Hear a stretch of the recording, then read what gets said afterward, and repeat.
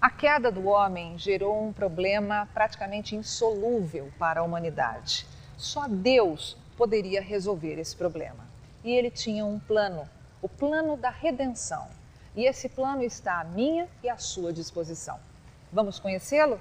Este é o assunto que o Dr. Mauro Braga aborda hoje.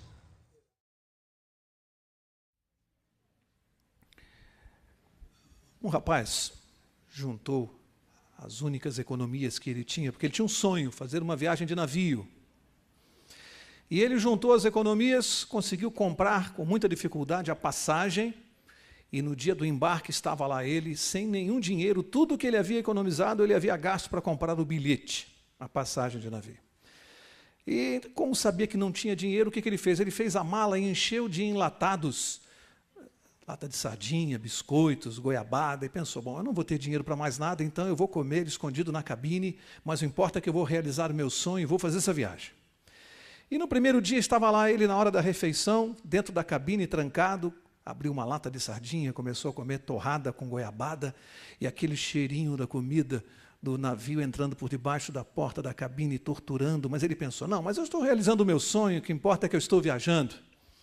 No segundo dia, a mesma coisa, comendo torrada com goiabada e aquele cheiro torturante daquela comida gostosa. No terceiro dia, aquilo começou a ficar insuportável.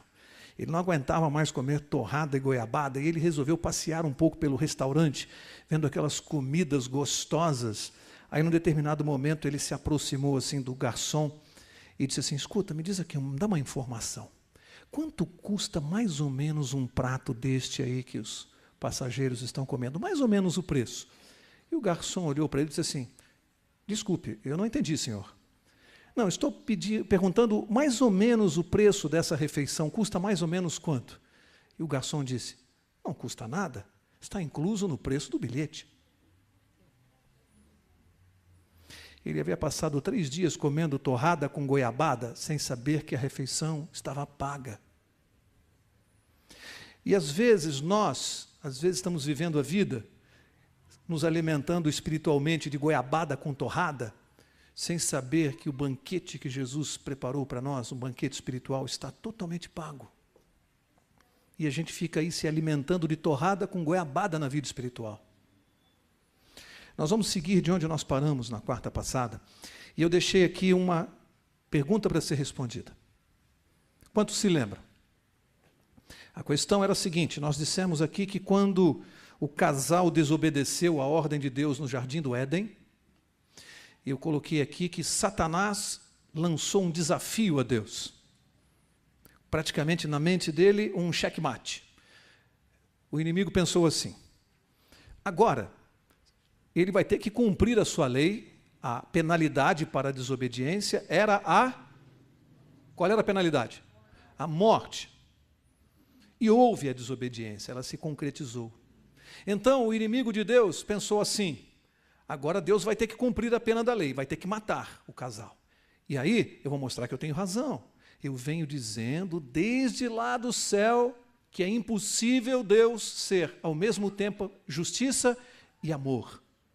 A tese dele é que essas são duas coisas inconciliáveis. Ou Deus é justiça, ou Deus é amor.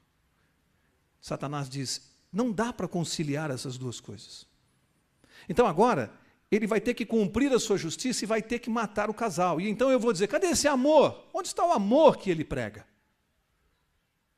Mas, se por um acaso ele resolver perdoar, então não deveria nem ter feito a lei. Se era para fazer e abolir, não deveria ter feito. Se ele resolver perdoar, então eu também quero ser perdoado. Checkmate. Ele pensou, Deus não tem saída.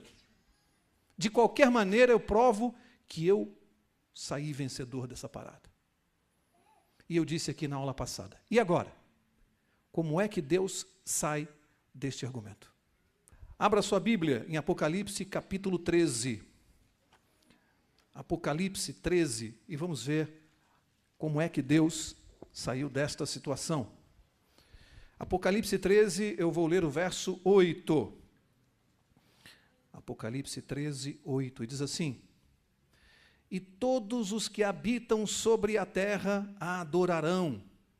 Esses cujos nomes não estão escritos no livro da vida do Cordeiro, que foi morto desde a fundação do mundo. A Bíblia diz que o Cordeiro foi morto desde a fundação do mundo. E aqui eu aprendo uma coisa. Havia desde a eternidade um plano para resolver esse problema. Algumas pessoas imaginam que aquele problema que Satanás causou lá no Jardim do Éden pegou Deus desprevenido. Mas não é isso que eu aprendo. A Bíblia diz que o Cordeiro foi morto desde a fundação do mundo. E a questão é a seguinte, então. Quando Deus deu livre-arbítrio ao casal, ele já sabia que o casal faria mau uso? Sim ou não? Sim ou não? Lógico que sabia. Deus sabe todas as coisas. Mas a Bíblia diz que Deus já tinha um plano para resolver isso. Um plano, ele não foi pego desprevenido. Havia já um plano na eternidade se o casal resolvesse fazer mau uso do livre-arbítrio. Então, primeira lição que eu aprendo aqui. As coisas não aconteceram de uma hora para outra. Deus está e sempre esteve no comando. Sempre. Conduzindo todas as coisas. E ele tinha um plano desde lá à eternidade, que se houvesse a desobediência, se os nossos representantes falhassem, ele já sabia como resolver isso. Não foi pego desprevenido, embora Satanás imaginasse ali um checkmate, uma jogada de mestre. E alguns ficam pensando, que plano seria este? Qual seria a arma de Deus para resolver esse problema? E a nossa surpresa vem quando descobrimos que a arma de Deus era uma cruz. Deus ia enfrentar essa rebelião e esse problema grave com uma cruz. Pensem um pouquinho comigo. Vamos raciocinar um pouquinho. A Bíblia menciona que Lúcifer, depois Satanás, abaixo da trindade divina, o Deus Pai, o Filho e o Espírito Santo, abaixo da trindade era o ser mais sábio do universo. É com este ser que Deus está lidando. O mais sábio abaixo da trindade divina. Mas vocês repararam que a grande arma que Deus vai usar, que na verdade é o amor, é exatamente a única que este ser sábio não conhece. Deus vai lutar contra ele no único campo que ele não conhece, que é o amor. Ele tem cultura, ele tem esperteza, ele tem sabedoria, ele é muito bonito, ele é tudo. Ele só não conhecia a profundidade do amor de Deus. Esta é a arma que Deus escolheu. Algo que ele não seria capaz de compreender. Deus não foi surpreendido. Ele sim. O inimigo sim. Ele foi surpreendido com a arma. Porque ele não conhece o amor de Deus. Ele poderia contar com tudo, menos que o próprio Deus saísse do seu lugar santíssimo no céu e viesse aqui resolver o problema. E a solução de Deus foi a seguinte: Deus não muda a sua lei porque a sua lei é eterna. A sua lei é justiça, é o retrato do seu caráter, ele não pode mudar. Deus também não mudou o seu amor, nem a sua misericórdia. Não mudou nenhuma das duas coisas e veio aqui resolver o problema. Pessoalmente. O Cordeiro. O plano de Deus desde a eternidade envolvia um cordeiro. E como é que funciona isso? O que é exatamente isso? Qual era o plano de Deus que muita gente no mundo ainda não conhece, ainda não sabe? Abre lá, 1 João, capítulo 3. Primeiro vamos ver aqui a missão de Jesus. O que Jesus veio fazer aqui? 1 João, capítulo 3, eu vou ler o verso 8. 1 João 3, 8. Ele diz assim: quem comete pecado é do diabo, porque o diabo peca desde o princípio. Para isto, o Filho de Deus se manifestou, para destruir, em algumas traduções, desfazer as obras do diabo. Primeira coisa, para que Jesus Cristo veio a esse mundo? A Bíblia disse aqui, a primeira missão dele, desfazer as obras do diabo. Primeira coisa que ele veio fazer aqui. Desfazer as obras do diabo. Que obras são essas? O que Jesus veio reverter, desfazer? Vamos ver juntos? Vamos lá no Velho Testamento, livro de Isaías. Isaías, lá no Velho Testamento, no capítulo 59. Isaías 59, e diz o seguinte, verso 2. Isaías 59, 2. Diz assim: mas as vossas iniquidades fazem separação entre vós e o vosso Deus. Pode parar aqui. O pecado, as iniquidades fazem separação entre nós e Deus. Entender isso é muito importante. No momento que o pecado entrou na nossa natureza, houve uma separação entre o homem e Deus. Por isso o homem não pode mais ver a Deus. Há uma separação, há um abismo entre nós e Deus. Esta monstruosidade, essa separação, esse abismo, foi provocado pelo pecado. E acontece que Jesus veio aqui desfazer isso. Ele veio remover essa separação, retirar. Ele veio nos unir de novo a Deus. Ele veio restabelecer um relacionamento que foi rompido. Algo de muito grave. Perder o relacionamento com Deus, ficar separado de Deus, é aquilo que de mais terrível pode acontecer a um ser humano. E Jesus veio com uma missão que só Ele poderia fazer isso, porque Ele é Deus. Só Deus poderia restabelecer esse contato. Somente Deus, mais ninguém. Vamos ver Efésios capítulo 2. Efésios 2. Vamos ver aqui. Efésios 2, eu vou ler o verso 14, que diz assim: pois Ele é a nossa paz, o qual de ambos os povos fez um, e destruiu, olha só, destruiu a parede de separação, a barreira de inimizade que estava no meio, desfazendo na sua carne. O que Jesus fez? Destruiu, removeu a parede que nos separava de Deus. Removeu, restabeleceu o contato. O nosso relacionamento com Deus foi restabelecido por Jesus, porque Ele veio tratar aqui do problema do pecado, que é o que faz separação. Como funciona exatamente o plano de Deus para romper essa barreira e restabelecer o nosso relacionamento? Exatamente no que se refere, a que se refere este plano? Como funciona o plano de Deus para a minha vida e para a sua? Que é a coisa mais fundamental que eu preciso entender. Esse plano, como ele se desenvolve. Vamos ver? Vamos começar a analisar agora o plano de Deus. Livro de Hebreus, capítulo 4. Eu preciso ter aqui uma informação importantíssima a respeito de Jesus. Importantíssima para o plano, para o desenvolvimento do plano. Hebreus capítulo 4, veja o que está no verso 15. Hebreus 4,15 diz assim: pois não temos um sumo sacerdote que não possa compadecer-se das nossas fraquezas, porém, um que, como nós, em tudo foi tentado, mas, o que diz aí? Sem pecado. Sem pecado. Jesus jamais pecou, diz a palavra de Deus. Ele esteve aqui neste mundo, sofreu na carne humana, teve dores, passou por tudo que nós passamos, tudo, e jamais cometeu um só pecado, nem sequer em pensamento. Jamais pecou. É importante compreender isso. Vamos ver a nossa situação? Agora Romanos capítulo 3. Olha só a diferença. Romanos capítulo 3. Olha o que diz aqui. Verso 10. Romanos 3:10.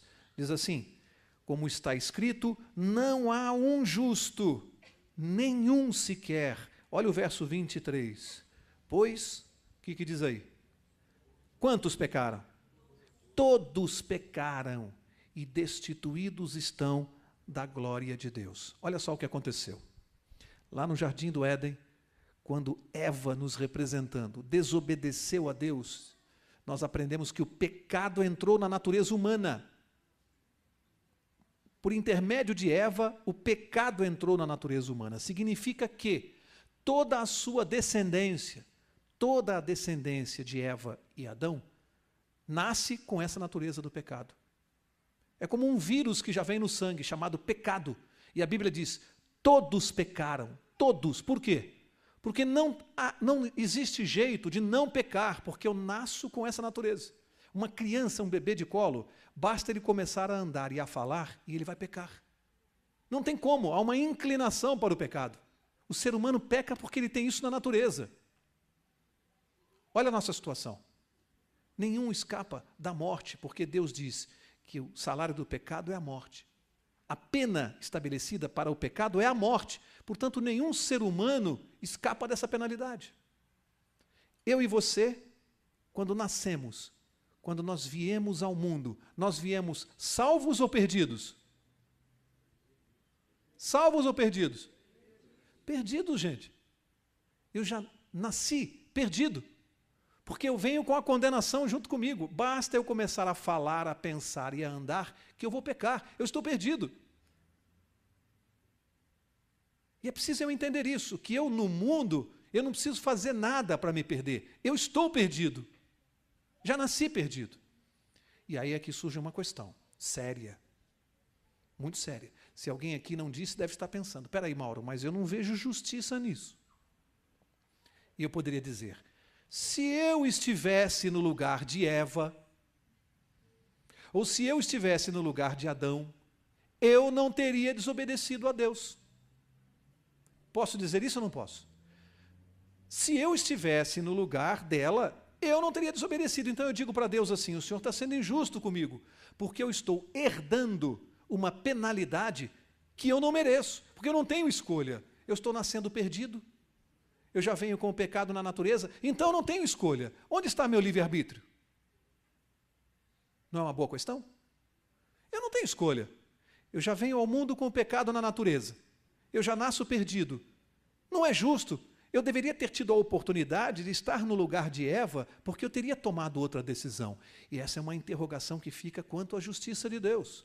E Ele precisa resolver isso. Porque hoje aqui posso dizer, Senhor Deus, o Senhor é injusto, porque eu não tive oportunidade, eu estou perdido. Deus já sabia disso? Sim ou não? Será que no plano de Deus Ele não contava com isso? Sim ou não? Deus sabe do que ele seria acusado, quais seriam os nossos questionamentos, porque o ser humano ele se considera muito esperto. Ele acha que ele pensa em coisas que Deus não pensou. O ser humano acha assim que ele é de uma esperteza e que Deus não tinha previsão para essas coisas. Deus já sabia desse problema? Como é que ele vai resolver isso? Olha quantos questionamentos levantados. O xeque-mate de Satanás e hoje o questionamento aqui do Mauro. Senhor, o Senhor está sendo injusto comigo. Eu não estive no lugar de Eva para decidir. Só que eu acabei herdando a consequência da decisão que ela tomou, não eu. A Bíblia diz que ele tinha um plano. Como é que funciona esse plano, então? Lembram-se? Todos pecaram, exceto Jesus. Vamos ver como funciona o plano? Você está em Romanos 3, vira uma página, Romanos 5. Agora a Bíblia vai revelar o plano. Romanos 5, olha o plano aqui. Verso 12, olha o que diz aqui. Pelo que, como por um homem entrou o pecado no mundo, e pelo pecado a morte, assim também a morte passou a todos os homens, porque todos pecaram. Vocês entenderam? Entenderam? Aqui diz assim, como por um só homem, quem é esse homem? Adão. Por um só homem o pecado entrou no mundo. E pelo pecado, o que mais que entrou? A morte. Você conhece algum ser humano que pisou nesta terra que não morreu? Você conhece alguém? Quando Deus diz uma coisa, é para valer ou é de brincadeira? Deus disse que o pecado gera morte. Eu não conheço um ser humano que tenha escapado dessa penalidade. Todos morrem. Todos, ninguém escapa. Por quê? Porque Deus disse. E o homem não pode mudar o que Deus diz. A ciência está lutando aí para tentar descobrir um jeito do homem viver eternamente, mas não consegue. Deus disse. Mas a Bíblia diz assim, como por uma só desobediência, a desobediência de uma só pessoa, o pecado entrou e depois do pecado a morte. E a morte atingiu a todos os homens, porque todos pecaram. Olha a nossa situação aqui. Eu estou provando que o que eu descrevi aqui está na Bíblia. Agora vamos ler atentamente o verso 18.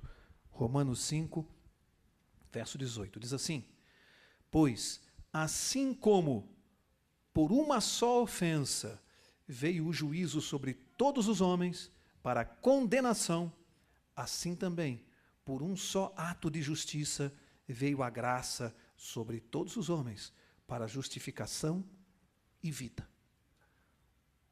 Preste bem atenção agora, isto aqui é fundamental.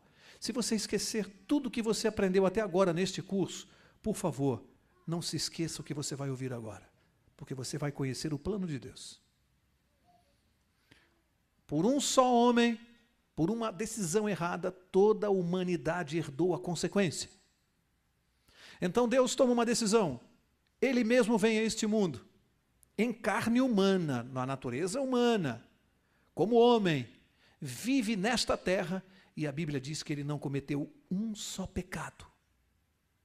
Mas acontece que Satanás o levou à cruz, o pendurou e o matou na cruz.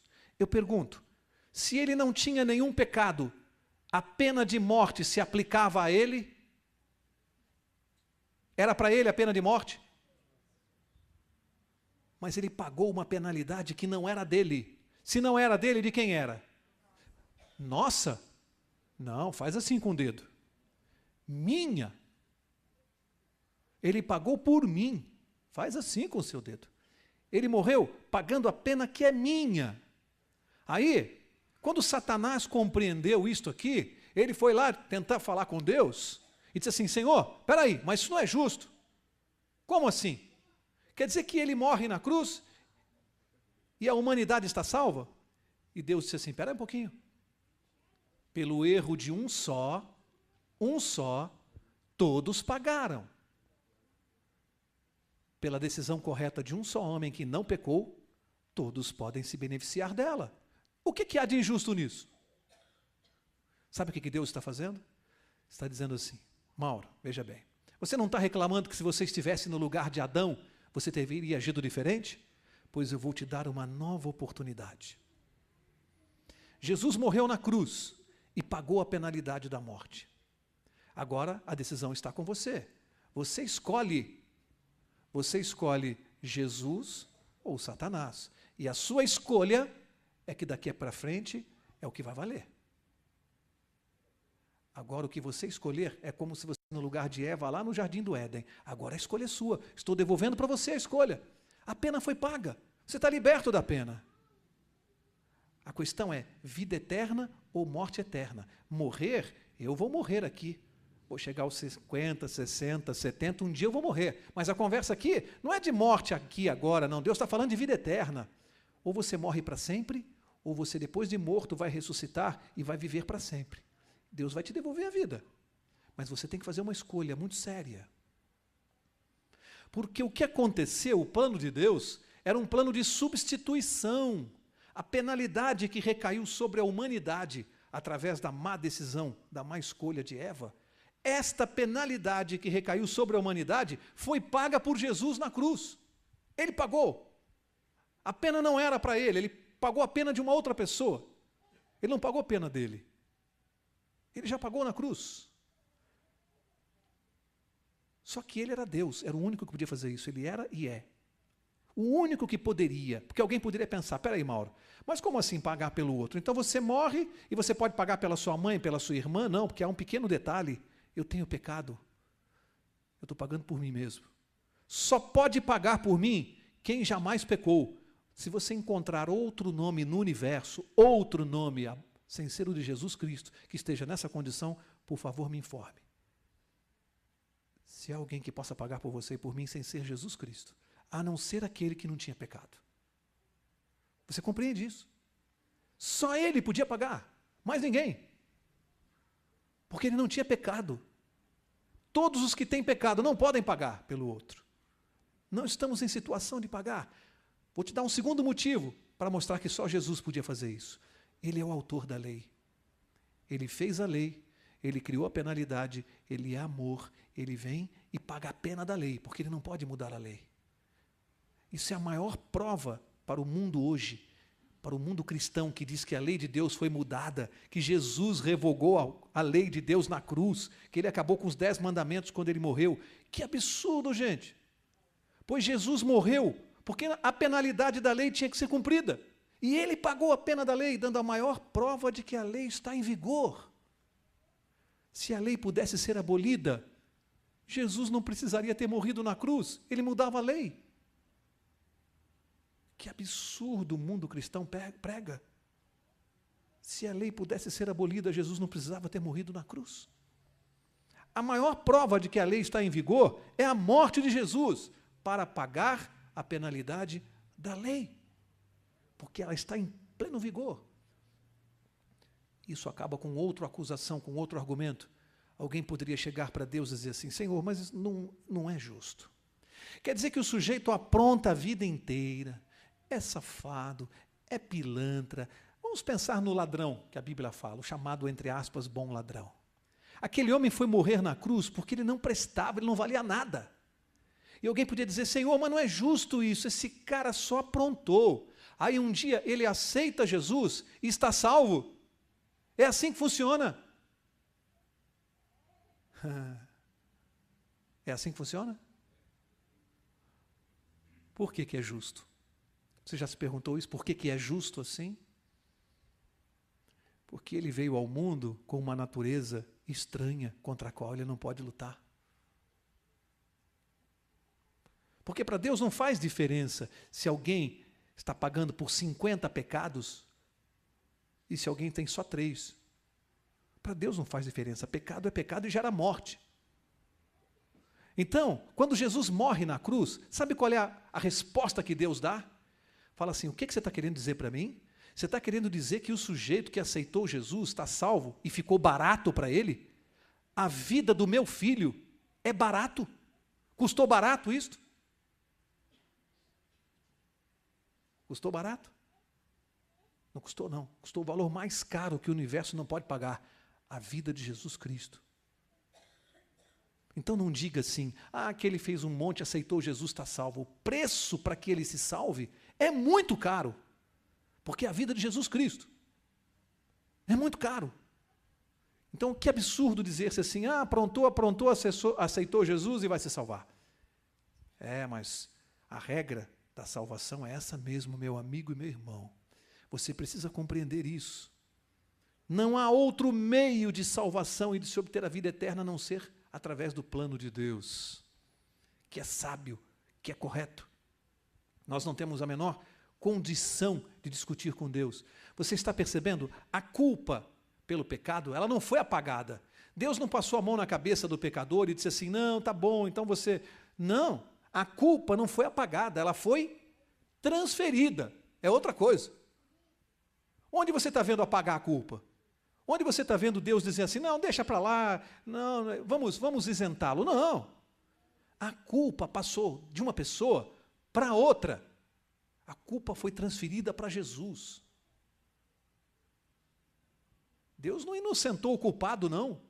Deus não passou a mão na cabeça do pecador. Deus não esqueceu o pecado, não. Deus não disse assim: não, tudo bem, isso aí eu tinha falado isso, mas eu estava brincando. Não, Senhor, a culpa foi transferida para Jesus. Isso é muito grave. Porque alguém tem que pagar. O pecado, ele gera morte. E a pena tem que ser paga. E Deus cobrou a pena da lei. Só que ele próprio, na pessoa do seu filho, é que pagou. E pagou um preço caríssimo. E aí, existe uma outra coisa que eu não posso deixar de ver. Jeremias, capítulo 23. Todas as vezes que eu me refiro a esse verso, Jeremias 23, eu sempre digo que, como advogado, isso aqui para mim foi algo que, quando eu estudei, me deixou tremendamente confuso, porque vai contra tudo aquilo que a gente aprende. Eu, como advogado, estudei direito e, de repente, chego na palavra de Deus e descubro o que está aqui. Jeremias 23, verso 6, diz assim: nos seus dias Judá será salvo, e Israel habitará seguro.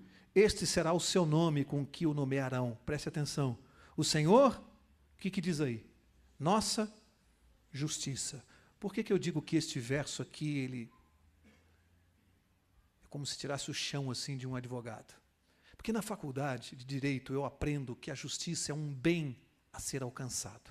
É isso que você aprende na faculdade. A justiça é um bem a ser alcançado, a ser atingido. É um valor supremo da sociedade. Justiça. Vem a palavra de Deus e diz assim, mais do que isso, Mauro, muito mais. Justiça, a de Deus, não é um bem, não é algo, é alguém, é uma pessoa. A justiça de Deus é uma pessoa. Para eu me salvar, eu não tenho que fazer coisas boas que me deem merecimento à salvação. Para eu me salvar, eu tenho que conhecer a pessoa justiça, que é a pessoa de Jesus. A pessoa justiça. Muda completamente o conceito.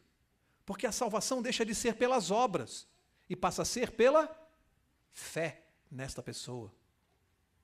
Eu sempre dou um exemplo jurídico, talvez pela minha profissão os exemplos jurídicos sejam mais fáceis.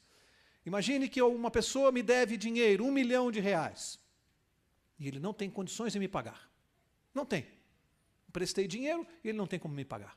Imagine que ele tem um irmão muito rico, e esse irmão vem ao meu escritório e diz assim, Mauro, quanto é que o meu irmão lá está te devendo?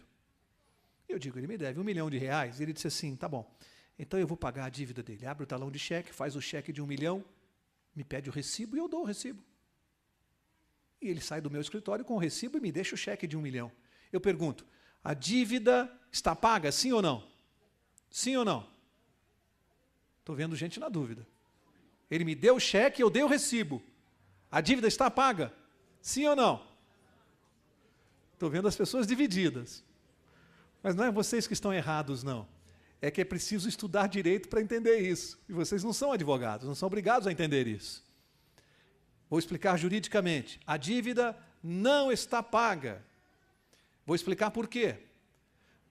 Vou dar um exemplo para vocês entenderem. Imagine que no dia seguinte, aquela pessoa que me deve vem ao meu escritório e diz assim, Mauro, eu soube que o meu irmão esteve aqui ontem no seu escritório para pagar a minha dívida. Só que eu não me dou com o meu irmão e eu não quero nada dele, eu não aceito nada dele. Você pode devolver o dinheiro dele. Eu vou te pagar, nem que eu trabalhe até o último dia da minha vida, mas eu vou pagar cada centavo para você. Eu não aceito que o meu irmão pague nada no meu lugar. Você devolva. Eu não aceito. Eu pergunto, ele, para comigo, ele continua meu devedor ou não? Sim ou não? Qual a razão? É um termo jurídico aqui. Falta que ele aceite. Para uma dívida estar paga, é preciso o aceite do devedor. Porque se o devedor não dá a sua concordância, ele continua devendo, porque ele não aceita que alguém pague por ele. Ele continua devedor.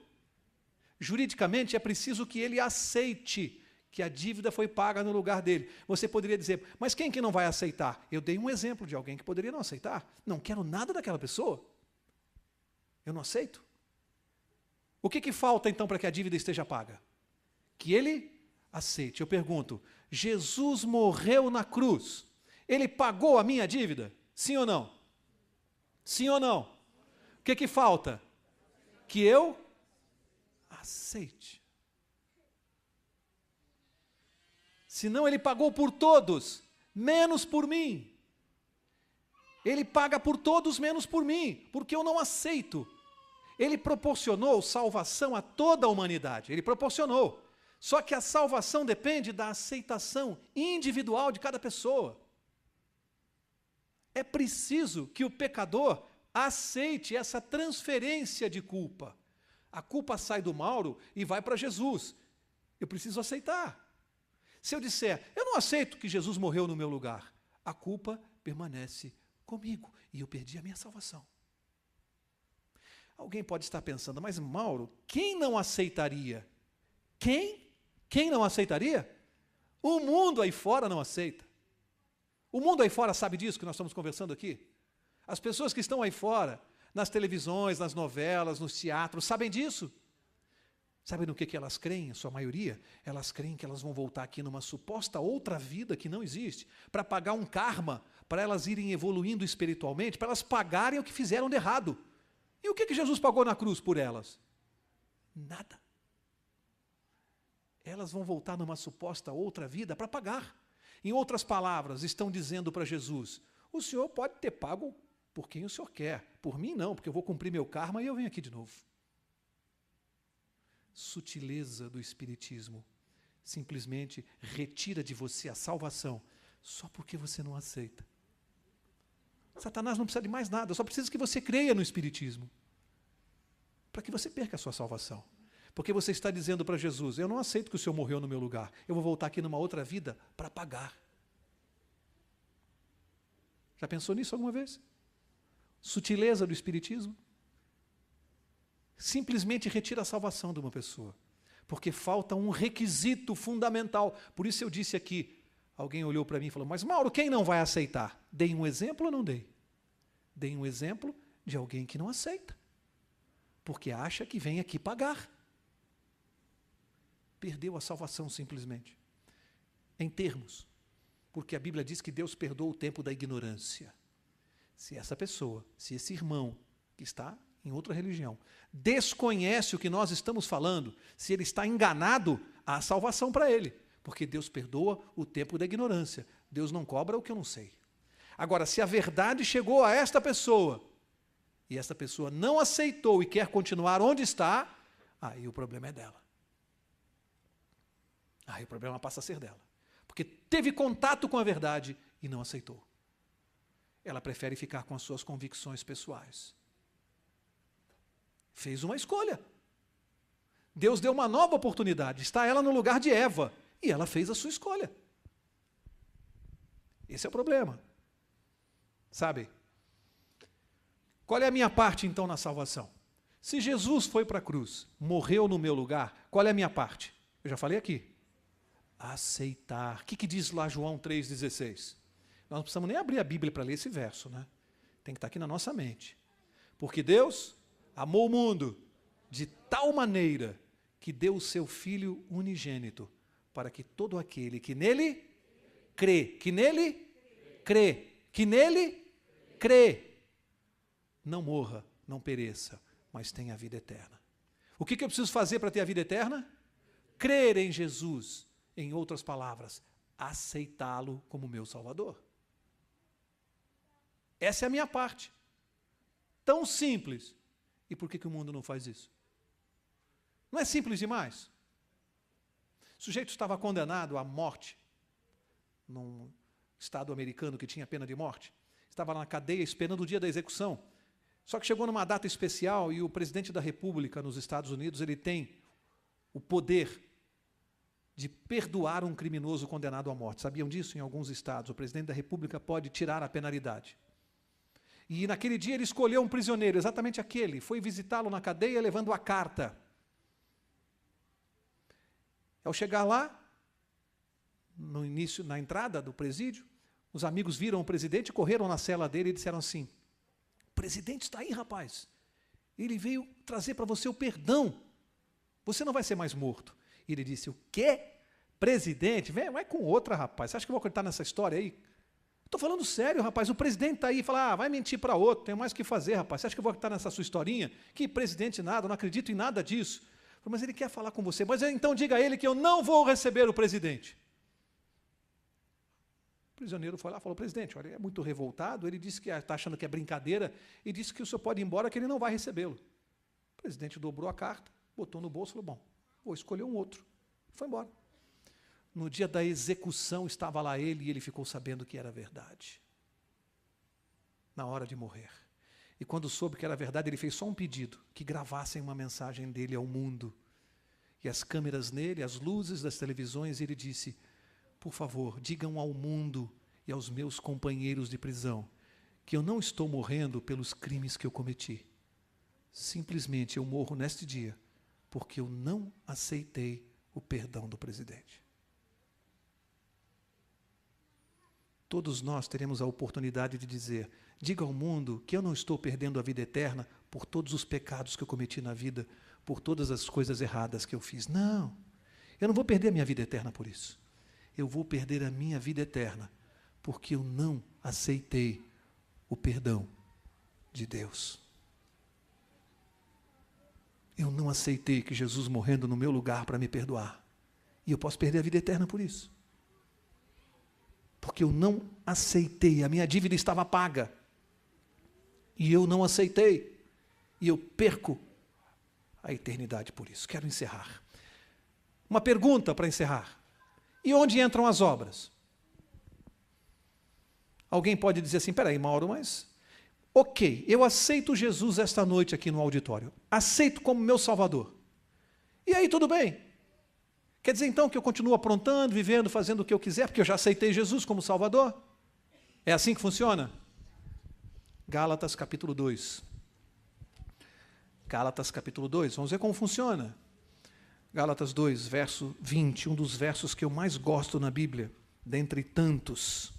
Gálatas 2, 20, diz assim: estou crucificado com Cristo, e já não vivo, mas Cristo vive em mim. Pode parar aqui. Estou crucificado com Cristo, e já não vivo eu, Cristo vive em mim. Quando eu aceito Jesus como meu Salvador, acontece um milagre que nós não podemos explicar. Cristo se instala em mim, na minha vida, e a Bíblia diz que já não sou eu quem vive, mas Ele vive em mim. Aí eu pergunto, dá para continuar fazendo besteira na vida quando Jesus começa a viver em mim, no meu coração? Será que dá para eu dizer assim, não, eu aceitei Jesus como meu Salvador, aí as pessoas continuam me vendo bebendo, fumando, me drogando, continuo com amantes, vivendo uma vida de promiscuidade. Eu aceitei Jesus como meu Salvador? Aceitei nada, aceitei da boca para fora, no meu coração eu não aceitei. Porque o dia que eu aceitar Jesus de verdade, a Bíblia me diz que Ele entra e começa a viver em mim. Eu posso não mudar no dia seguinte, eu posso demorar alguns anos para mudar, a Bíblia chama isso de processo de santificação. Mas eu vou mudar um pouco a cada dia. Isso você pode ter certeza. Mas você não tenha dúvida, eu vou mudar um pouco a cada dia. Isso é uma obra, a santificação pode demorar uma vida, mas é um processo. Porque quem aceita Jesus de verdade, entra no processo de santificação. Está justificado por Jesus. Quanto tempo demora a justificação? Para eu ser salvo. Quanto tempo? Segundos. Eu posso obter a minha salvação agora aqui, numa fração de segundos. Eu fecho os meus olhos e digo a Jesus, eu o aceito como meu Salvador pessoal. Vamos fazer isso? Feche os seus olhos e diga, Senhor Jesus, eu o aceito como meu Salvador pessoal. Pronto. Nesta fração de segundos, todos aqueles que disseram isto aqui, de sinceridade de coração, neste exato momento, estão absolutamente salvos. Eu falo isso com a autoridade que está na palavra de Deus. Neste minuto, todas as pessoas que estão nessa sala estão salvas. Para me manter salvo, eu entro no processo de santificação. Agora eu preciso me manter salvo. Eu preciso continuar andando com Jesus. Eu estou salvo, preciso me manter. É simples assim. Não tem complicação. Todos nós estamos salvos. Você não está se sentindo mais leve? Ao saber que você está salvo aqui. O que importa o que está acontecendo aí fora no mundo? Não importa, você está salvo. Deus tem algo muito melhor para nós na eternidade. Deixa eu mostrar o último verso dessa noite. Último verso, Efésios capítulo 2. O livro seguinte, você está em Gálatas, avança um livro só, Efésios capítulo 2, para confirmar tudo o que eu disse aqui. Efésios 2, verso 8, último verso da noite. Efésios 2, 8 diz assim, pois é pela graça que sois salvos, por meio da fé. E isto não vem de vós, é dom de Deus, não das obras, para que ninguém se glorie. Pois somos feituras sua, criados em Cristo Jesus, para as boas obras, as quais Deus preparou para que andássemos nelas. Olha só, a Bíblia diz que a salvação é um dom de Deus, é de graça. Não é pelas obras, disse aqui com todas as letras. Nada que eu faça vai me dar merecimento à vida eterna. Nada. Eu não posso comprar a vida eterna com obras. Nada. É de graça, é um presente de Deus. Você não compra a vida eterna. Agora disse assim, que depois de salvo, eu sou salvo para as obras boas, não pelas obras boas. Você entendeu? Não são as obras boas que me dão salvação, que me garantem a salvação, não. É a fé em Jesus. Agora diz que uma vez salvo por Jesus, eu sou salvo para praticar obras boas. Aqui entram os mandamentos, a lei de Deus, que nós vamos chegar lá nesse curso. Nós vamos chegar lá. Quer dizer que uma vez salvo eu não preciso mais guardar a lei de Deus, posso fazer o que eu quiser? Não. A Bíblia diz que uma vez salvo, eu sou salvo para as boas obras. Resumindo, as obras servem para me salvar, mas servem para me manter salvo? Sim ou não? Elas não servem para me salvar, mas elas servem para me manter salvo. Aí entram as obras. Nós vamos estudar isso aqui melhor. Um homem chamado Chuck Noll, ele foi um presidiário na época do presidente Nixon. E este homem cumpriu pena, saiu da cadeia e tornou-se um grande missionário. Chuck Noll, é um personagem verdadeiro. E uma vez ele veio aqui ao Brasil e quis visitar um presídio que está sendo administrado por cristãos em São José dos Campos. História verídica. E esse homem queria conhecer esse presídio exatamente por causa da administração cristã, filosofia cristã. Ao chegar no presídio em São José dos Campos, ele se admirou com algumas coisas. Logo à entrada, o assassino que abriu a porta do presídio para ele estava muito bem vestido, barbeado, boa apresentação, e o conduziu ao interior do presídio, e lá ele viu aqueles homens todos trabalhando, havia paz, nas paredes quadros com salmos. Ele encontrou uma harmonia naquele presídio que ele nunca tinha visto em lugar nenhum. O presidiário que o acompanhava, muito solícito, até que o conduziu a uma sala e disse assim: esta aqui é a solitária. Existe apenas uma pessoa cumprindo pena na solitária. O senhor quer entrar? E Chuck Noll disse assim: meu amigo, eu visitei os presídios do mundo inteiro e você acha que eu tenho medo ou receio de ver uma cela solitária? Não tenho medo de nada disso, você pode abrir, por favor. E o presidiário lentamente foi abrindo a porta e na sala havia apenas um crucifixo na parede com a imagem de Jesus Cristo. E o presidiário disse assim: ele está cumprindo pena por nós. Esses homens todos, quando descobriram isso, quando conheceram a verdade, jamais foram os mesmos. Jamais conseguiram ser os mesmos. Eles conheceram a liberdade e a cela não é mais lugar para eles. Eles estão vivendo aqui fora, aguardando um dia sair, mas jamais conseguiram ser os mesmos ao descobrirem que ele está cumprindo pena por nós. E nós? Será que já entendemos isso? Que Jesus já pagou. Tudo foi pago, o preço já foi pago e custou muito caro. Será que essa noite você entendeu o plano de Deus para resolver toda aquela confusão lá do céu, depois no jardim do Éden, todos os questionamentos? Você percebe que Deus não mudou a sua lei, provou o seu amor na cruz, um amor que nós não conseguimos entender. E Satanás ficou realmente totalmente perdido e sem argumentos. O argumento dele é: se ele perdoar vocês, ele terá que me perdoar também. E Deus está dizendo para ele: aceite Jesus como seu Salvador e você terá perdão.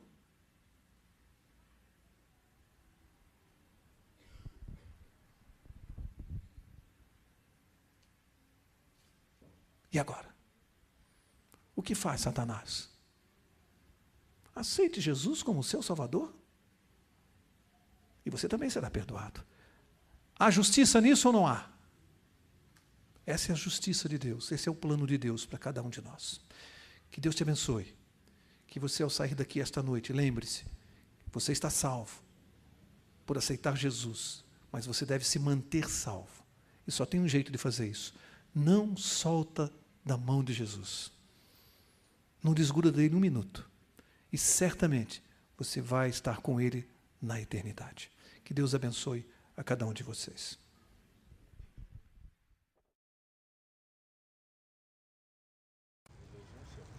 Se você quiser mais esclarecimentos sobre o assunto tratado hoje, entre em contato através do e-mail que aparece no seu vídeo. Até a próxima!